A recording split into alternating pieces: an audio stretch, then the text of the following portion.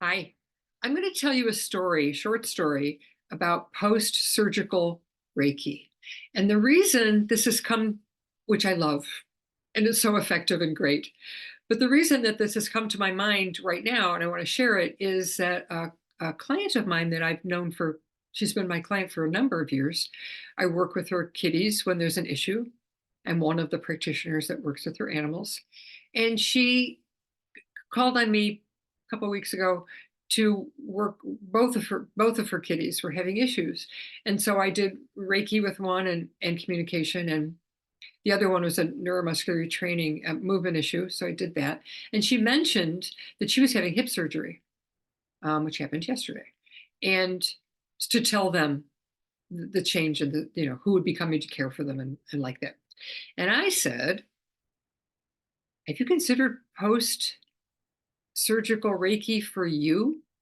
Because I have experienced this in my 25 years of practice, it and on myself and on clients, animal and human, that boy, does it help.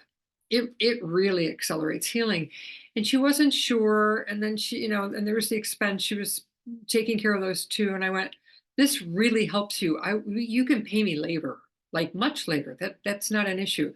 You're gonna want, and she just wasn't sure. She said, and that's fine, I wasn't gonna push, but she said, yeah, I'll see how I feel in a couple of weeks, and then I may want the Reiki. And I was like, okay. And then I'm saying to myself, but that's not post-surgical Reiki.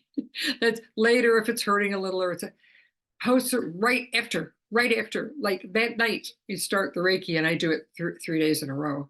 And I've just had phenomenal success. So here's my story. I had a horse accident about 10 years ago. I was not mounted. It's a long story I won't bore you with right now. Someone else was involved who caused a little bit of my horse to freak out a little bit. And I was launched across the arena, quarterway. There's the quarter line, boom, against the wall. I wasn't wearing a helmet because I wasn't riding or getting ready to ride. And my head and back just boom. And the people there said I just kind of like a cartoon slid down. And I had a concussion and 5 broken ribs and a fractured spleen. I was helicoptered this is in the country, helicoptered it's an hour drive, but not that long of a helicopter ride.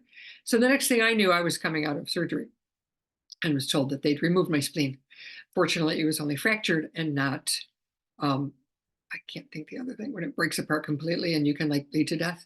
So I'm laying in bed, heavily drugged, pain drugs, with my hands on the here, because it's how I'm laying. I was laying on my back, couldn't lay on my sides. I had broken ribs on both sides, and they got me up and walked me around a few times a day. So I was very well cared for. But after 5 days, Blue Cross Blue Shield said I had to leave. It was a Friday. The doctor wanted me to stay the weekend, but Blue Cross said no. So he came in to check me. I didn't really want to leave either. Luckily, I had a place to go for somebody to care for me. And he examined me and he looked at the incision. Here's his face. He's like, looks at me, looks at the incision, looks at me. And I went, something wrong? No, he said, it's healed. He was just, it's healed. And I went, well, that's good, isn't it?